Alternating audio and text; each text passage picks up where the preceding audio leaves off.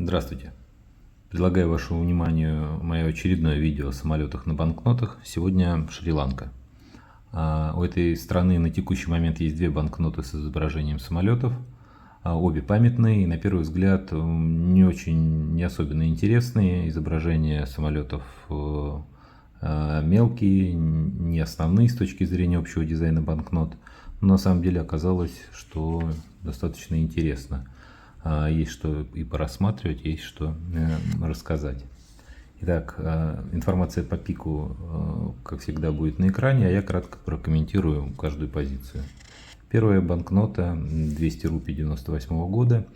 Памятная банкнота в честь 50-летия независимости Шри-Ланки. И это первая, и, насколько я знаю, на текущий момент единственная полимерная банкнота этой страны. Как и большинство первых полимерных банкнот тех лет, 90-х годов. Она была изготовлена в Австралии, принтер Note Print in Australia. Была выпущена общим тиражом около 20 миллионов экземпляров. Причем небольшая часть тиража с номерами красного цвета. Она упаковывалась в буклеты. Остальная часть тиража с номерами черного цвета, вот как моя банкнота, как видно. Это распространялось, соответственно, без буклетов. Вторая банкнота — это 1000 рупий 2009 года, соответственно, бумага. Официально называется «Установление мира и процветания в Шри-Ланке» и посвящена окончанию очень продолжительной кровопролитной гражданской войны в этой стране, которая длилась с 1983 аж по 2009 год.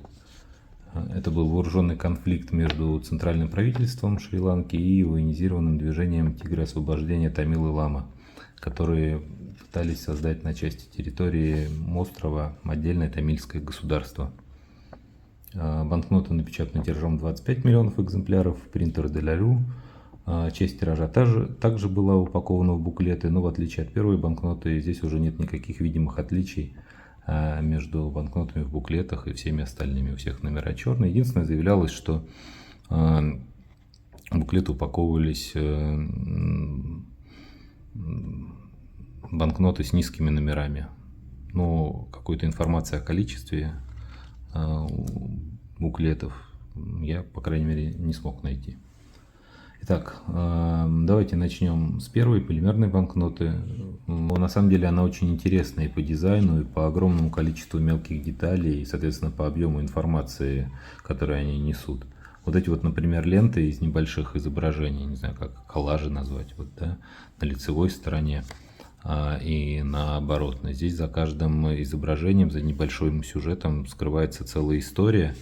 Лицевая сторона посвящена прогрессу страны в течение 50 лет независимости, вот эта лента.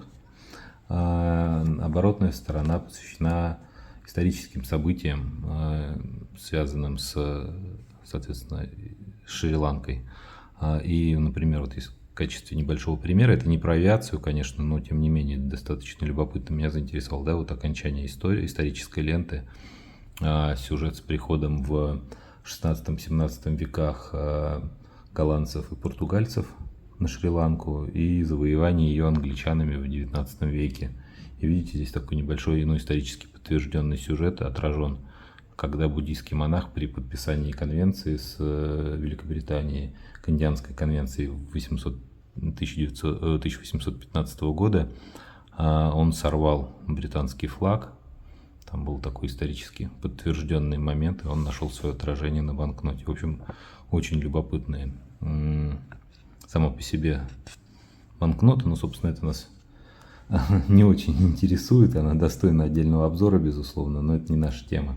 Нас здесь интересует, на самом деле, вот это небольшое изображение аэропорта и самолета на лицевой стороне.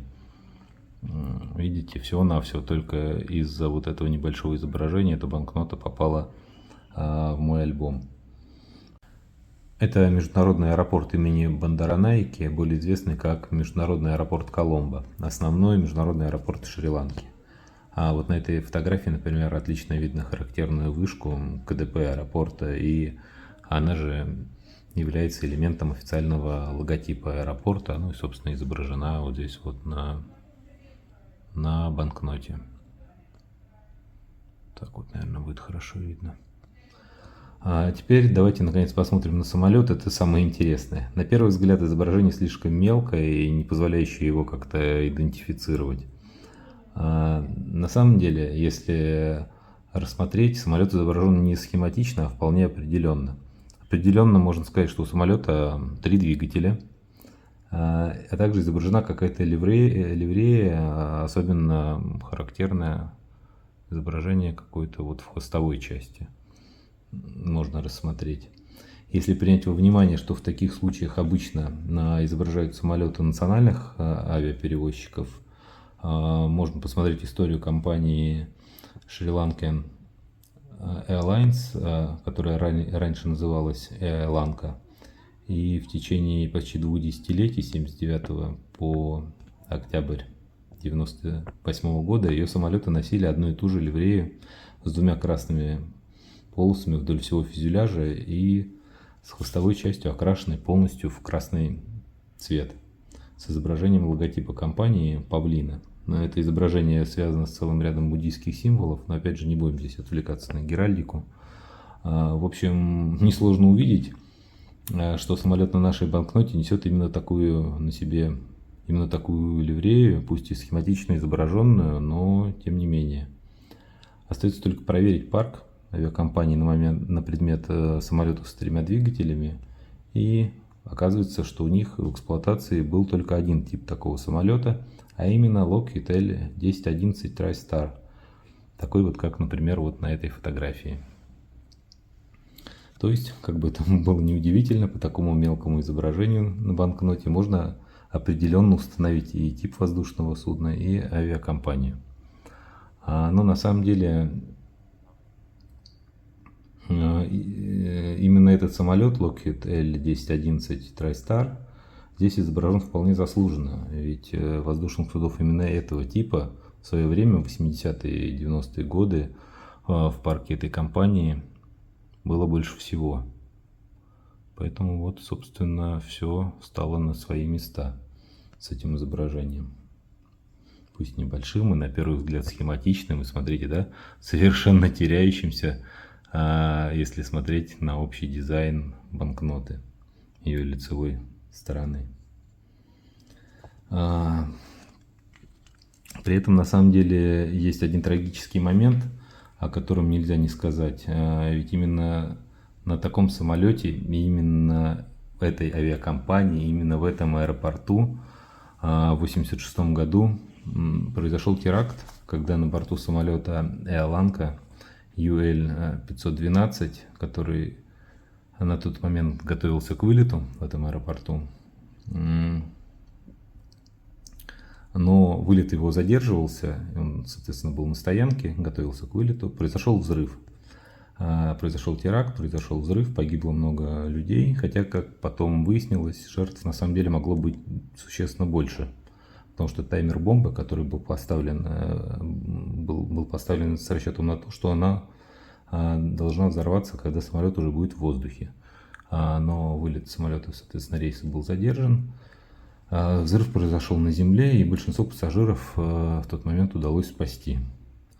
И впоследствии среди пассажиров ходила грустная шутка, что код авиакомпании, рейс авиакомпании Air Lanka UL, можно так вольно переводить как usually late, обычно опаздывающий или обычно опаздывает, что на самом деле в данном случае позволило сохранить много жизней. И, кстати, ответственность за этот теракт взяли на себя те самые тигры освобождения Тамилы Лама. С учетом этой печальной на самом деле истории, изображение на банкноте именно в такой комбинации, то есть именно этот аэропорт плюс именно этот самолет, конечно, выглядит несколько странно. Хотя, наверное, так глубоко в это никто никогда не копал и не анализировал. Здесь только у художника можно было бы, наверное, спросить, что он имел в виду здесь. Ну, это как бы не в наших возможностях, наверное. Ладно, давайте перейдем ко второй банкноте. Она, как я уже сказал, посвящена окончанию той самой гражданской войны в стране. Поэтому здесь у нас на оборотной стороне много военной техники, которая использовалась в этом конфликте. Но на самом деле нас, конечно, интересует изображение самолетов, изображение вертолета. И несмотря на то, что изображения также достаточно мелкие, на самом деле технику достаточно легко идентифицировать. Самолеты — это стоявшие на вооружении ВВС Шри-Ланки израильские истребители Кфир Си-2, Си-7. Там две модификации, но их здесь невозможно, наверное, различить, потому что они больше авионикой отличаются и двигателями между собой, насколько я посмотрел информацию о них. Они были созданы в Израиле на основе французского Мираж-3, соответственно, с израильской авионикой и производимыми в Израиле версиями американских двигателей. Вот. Эти самолеты активно использовались правительственными войсками Шри-Ланки в боевых действиях. И вот несколько фотографий этого истребителя. А на самом деле вот на этом фото ракурс, это именно ланкийские истребители, и ракурс очень похож на это изображение на банкноте, как их сопоставить. Давайте вот так вот покажем. Но вертолет — это, конечно, Ми-24, здесь нет никаких сомнений. И, если более глубоко копать, то это Ми-24В, так как, видите, под ПВД явно изображены стволы пулемета, по крайней мере, это мое мнение. У Шри-Ланки были и сейчас есть на вооружении обе самые распространенные модификации этого вертолета, и Ми-24В, и Ми-24П. Но в модификации П, соответственно, установлена пушка, а не пулемет, и ее стволы пушки не так сильно выступают вперед. Мне кажется, что это все-таки В, хотя это, конечно, не очень принципиально, наверное, но тем не менее.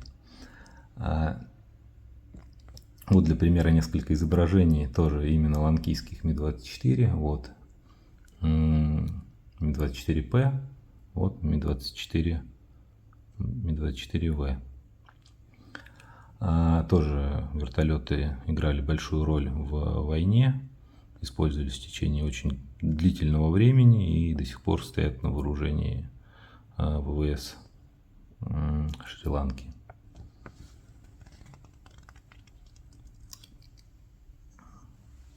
Теперь смотрите, пожалуйста, самое интересное. На картинке явно видно, что рулевой винт вертолета расположен с правой стороны, то есть перед килевой балкой. А такого на Ми-24 в принципе быть не может. На всех модификациях этого вертолета, кроме самой первой Ми-24А, рулевой винт находится слева. То есть здесь явная ошибка в изображении. Точнее, на банкноте мы видим, наверное, зеркально отраженное изображение вертолета. Это подтверждает и отсутствие входной двери летчика, которая должна быть по правому борту.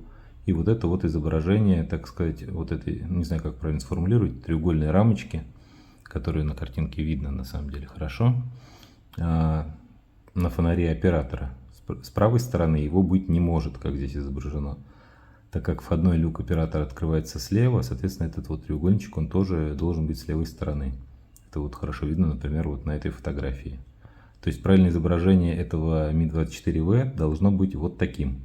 А на банкноте оно зеркально отражено.